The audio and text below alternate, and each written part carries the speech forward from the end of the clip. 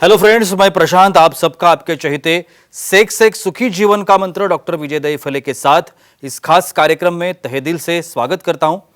दोस्तों, हमें जब भी कोई मेडिकल इमरजेंसी आती है या फिर स्वास्थ्य से जुड़ी कोई भी परेशानी सताती है, तब हम क्या करते हैं? सबसे पहले हम वो सारी चीजें हमारे फ्रेंड्स या फैमिली के साथ शेयर करते हैं। पर दोस्तों, हमें जब भी कोई सेक्स से जुड़ी परेशानी सताती है, तब हम ऐसा नहीं कर पाते, क्योंकि इस बारे में बात करने में हम झिझकते हैं, हमें शर्म आती है। पर दोस्तों, अब शर्माने की बिल्कुल जरूरत नहीं, क्योंकि डॉक्टर विजय दहीफले आपके सारे सेक्स रिलेटेड सवालों के जवाब बहुत ही पॉजिटिव तरीके से जरूर देंगे। दोस्तों, शो को शुरुआत करते हैं, लेकिन उसके पहले जानते हैं डॉक्टर विजय दहीफले इनके बारे में। डॉक्टर विजय दहीफले ये सेक्सोलॉजिस्ट, यूरोलॉजिस्ट और एंड्रोलॉजिस्ट है। डॉक्टर के क्लिनिक औरंगाबाद, हैदराबाद, दिल्ली में द्वारका, पुणे, नवी मुंबई में नेरुल, दादर, अंधेरी, कल्याण, नासिक, अहमदाबाद और दुबई में है। डॉक्टर विजय दहीफले का भारत एवं अन्य देशों में कॉन्फ्रेंसेस और सेमिनार के लिए आना जाना रहता है, जिसमें डॉक्टर सेक्स रिलेटेड सलाह मशवरा करते रहते हैं। तो चलिए शो को शुरुआत करते हैं। डॉक्टर साहब हमारे साथ है। Sir, welcome to the show. नमस्ते।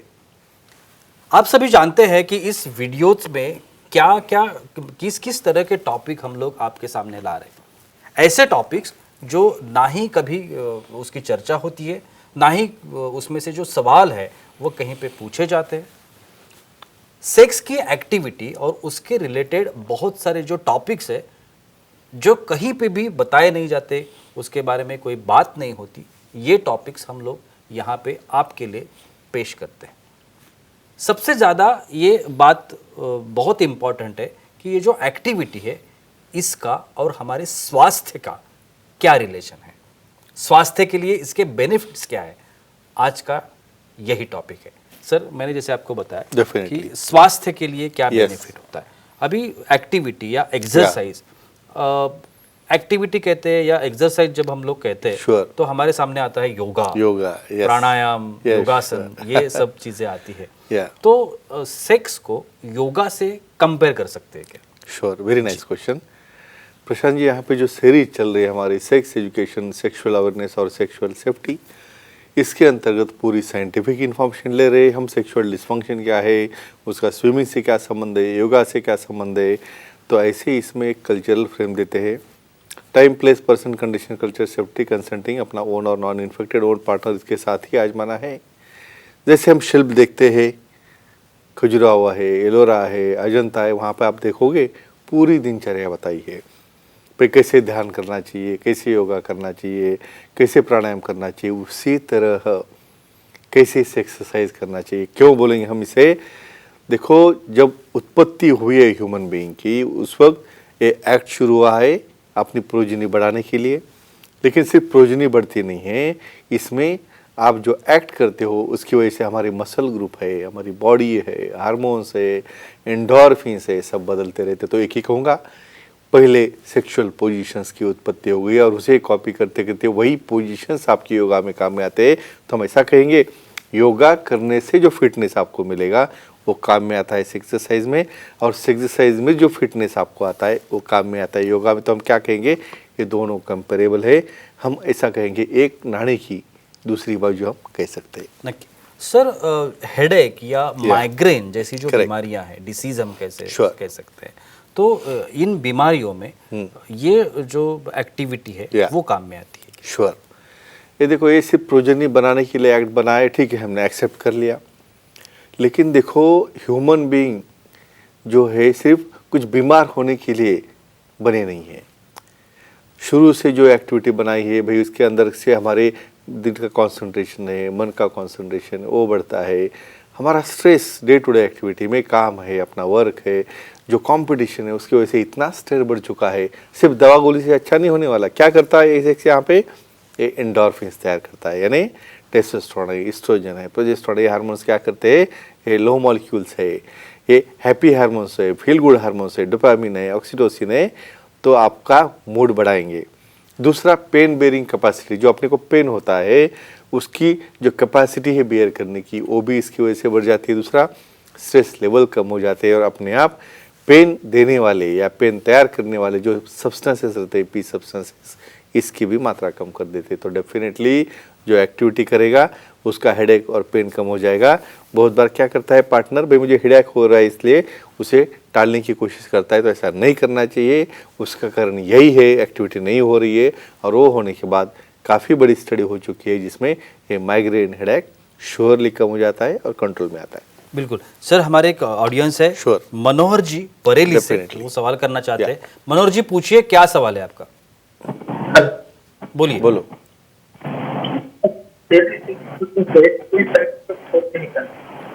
एक बार और बोलिए।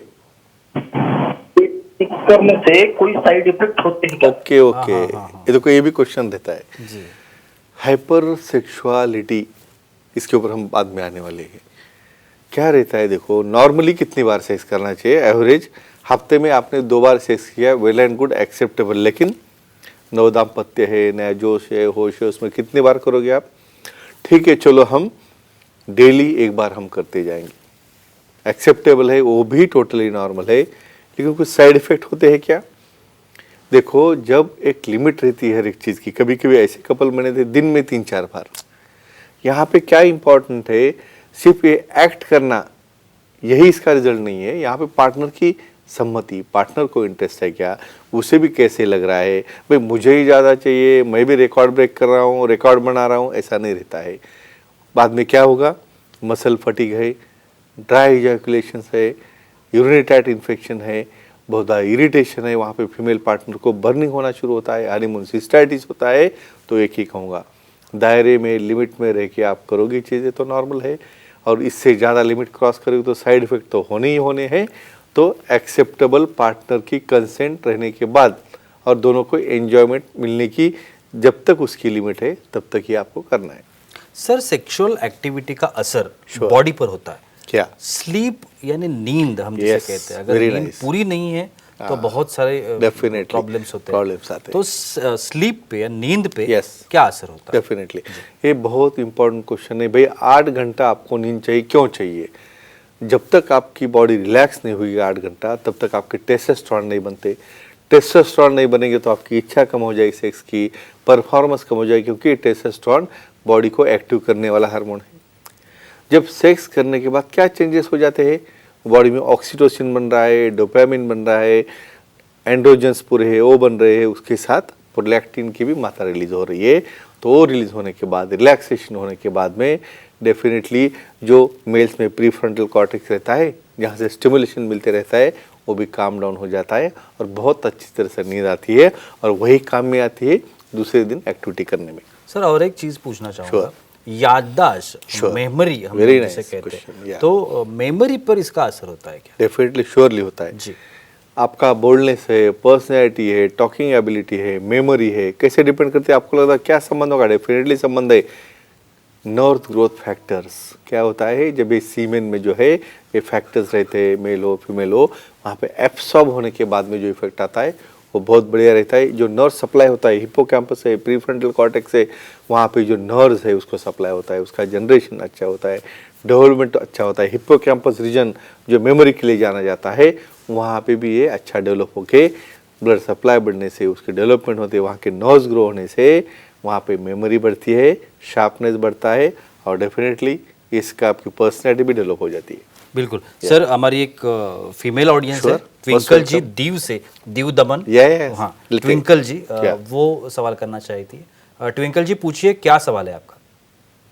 जी नमस्ते सर। बोलिए। नमस्ते, बोलो। सर, मेंसेस जब चालू हो तो सेक्स कर सकते हैं? हाँ बहुत एक्सपेक्टेड क्वेश्चन है मेरा। जी। देखो क्या रहता है, जो हमारी जो समाज है, पीढ़ी में कुछ प्रथा जो बनाई गई है, डेफिनेटली एक साइंस ध्यान में रखते हुए कि ये फीमेल के ऊपर स्ट्रेस रहता है, उसे काम करना पड़ता है, और मेंसेस के पीरियड में तो कम से कम आराम मिले, इसलिए उसे 3-4 दिन मेंसेस के पीरियड में रिलैक्सेशन या बाजू में बिठाना ऐसा बोलते हैं। लेकिन अभी क्या हुआ है, महिला भी एजुकेटेड है, काम करती है, काफ़ी रोबस्ट है, और बहुत बार क्या होता है, मेंसेस में भी हार्मोन तैयार होने की वजह से भावना उद्दीपित होती है। जब दोनों पार्टनर तैयार हो, ये देखो यहाँ पे शेडिंग होते रहता है, म्यूकोसा का ब्लीडिंग होते रहता है, जितना हो पॉसिबल हमें टालना है एक्टिविटी करना। लेकिन दूसरे या तीसरे दिन जब फ्लो कम हो रहा है, कुछ फीमेल्स को पेन होता है, क्रैम्प्स आते, वो टाइम में समझो सम्मति दोनों की होगी और एक्टिविटी करोगे तो ऑर्गेजम होगा, हार्मोन रिलीज होगे, रिलैक्सेशन होगा, इसलिए ब्लड फ्लो भी कम हो जाएगा, पेन भी कम हो जाएगी। लेकिन ये कब पॉसिबल है? सामने वाला पार्टनर फिट हो और खुद उसे विलिंग हो। तो एक ही कहूँगा, जितना हो सके उसे टालना है, और विलिंगनेस हो तो आप कर सकते हैं प्रिकॉशन लेके। सर आज की जमाने में Sure. स्ट्रेस, डिप्रेशन Yes, जैसी correct. समस्या Yeah. 50-60% से भी ऊपर जाने काफ़ी लगी ज़्यादा है। या तो ये जो सेक्सुअल एक्टिविटीज है Yeah. इसके लिए इसका जो असर है Yes. ये डिप्रेशन या स्ट्रेस Yeah. इस पर होता है क्या? यस, बहुत इंपॉर्टेंट क्वेश्चन है। इसके ऊपर एक स्टडी हो चुकी है। जो फीमेल्स कंडोम लगा के सेक्स करते हैं हमेशा के लिए, भाई लगाना चाहिए सेफ्टी के लिए, लेकिन अपना नॉन इन्फेक्टेड पार्टनर में क्यों बोलता हूँ, तो बिना कंडोम का जब सेक्स करेंगे, ऐसे महिलाओं की एक स्टडी हो गई, तो जिन्होंने कंडोम लगा के सेक्स किया है लॉन्ग टाइम के लिए, वो गए हैं डिप्रेशन में। डिप्रेशन है, मायूसी है, पेन है, लॉस ऑफ इंटरेस्ट है। क्यों? भाई सीमेन वहाँ पे एब्सॉर्ब भी नहीं हो रहा है। सीमेन के अंदर 200 प्रोटीन है, उसके अंदर हार्मोन्स है, कुछ ऐसे एनजीएफ जैसे ग्रोथ फैक्टर्स है, वो कब जाएंगे उसके अंदर? तो ये फैक्टर्स, मोड्यूलेटर्स, एंड्रोजन्स, इस्ट्रोजन्स, टेस्टोस्टेरोन, ये आपका मूड एलिवेट करते हैं। डोपामिन, ऑक्सीटोसिन जैसे हार्मोन आपको डेवलप करते हैं। तो जिसे ये एक्टिविटी विदाउट कंडोम होगी और सीमेन का कांटेक्ट होगा, उनका डिप्रेशन काफ़ी कम हो जाता है, मेल में भी फीमेल में भी। और जिसे इसका कांटेक्ट नहीं होता है, एक्टिविटी नहीं होती है, उनके अंदर ये प्रमाण काफ़ी ज़्यादा दिखाई देता है। तो ये सबसे बड़ा फायदा है सेक्सुअल एक्टिविटी का डिप्रेशन कम करने में। जी सर, एक आखिरी सवाल। Sure. अभी जो ट्विंकल जी ने पूछा Yeah. कि मेंसेस में सेक्स कर सकते Sure. हैं क्या, मैं थोड़ा सा उल्टा पूछना चलेगा, चाहूंगा। okay. रेगुलर जो सेक्स करते Sure. हैं उसका मेंसेस और या माहवारी पर Yeah. कैसे टाइप का असर होता है Definitely. और ये कर सकते हैं क्या? मैं दोनों बाजू इसमें बोलूँगा। देखिए दोनों साइड कैसे आएंगे इसके अंदर। भाई पार्टनर विलिंग होगा, उसे एक्टिवेशन हो रहा है, इच्छा हो रही, तो ऐसे केसेस में एक्टिविटी करने से, ऑर्गेजम होने से वहाँ के मसल कॉन्टैक्ट होते हैं, ब्लीडिंग कम होती है, पेन कम होता है। और दूसरी बात, समझो वहाँ पे पार्टनर सामने वाला इन्फेक्टेड है, वहाँ पे मसल शेडिंग हो रहा है, ब्लीडिंग हो रही है, और उसमें इन्फेक्टेड सीमेन उसमें मिक्सअप हो गया, तो उसको इन्फेक्शन होने के चांसेस दोनों कंडीशन। इसलिए अपना ओन और नॉन पार्टनर, नॉन इन्फेक्टेड सबसे इंपॉर्टेंट बोलता हूँ। तो फ्रेंड्स एक ही कहूँगा, अपनी पार्टनर की सम्मति हो, कंसेंट हो, और दोनों का भी म्यूचुअल अंडरस्टैंडिंग हो, तो ही कर सकते हैं। और इतने बड़े सेक्स के फ़ायदे हेल्दी बनने के लिए तो डेफिनेटली अपने दायरे में रह के अपनी एक्टिविटी करो और अपना निजी जीवन एंजॉय करो। Thank you so much sir, आज के इस एपिसोड में भी Thank you. बहुत ही अच्छी जानकारी मिली, लेकिन वक्त की पाबंदी है, हमें यहाँ पे रुकना पड़ेगा। लेकिन आप अगर डॉक्टर साहब की सलाह लेना चाहते हैं तो स्क्रीन पर अभी जो आपको कॉन्टैक्ट डिटेल दिख रहे हैं, व्हाट्सएप नंबर है, सर का ईमेल आईडी है, वेबसाइट आईडी है, आप कहीं पर भी सर को कांटेक्ट कर सकते हैं और अपनी हर एक समस्या का समाधान भी पा सकते हैं। तो चलिए रुकते इस एपिसोड में, अगले एपिसोड में फिर मिलेंगे, तब तक के लिए शुक्रिया।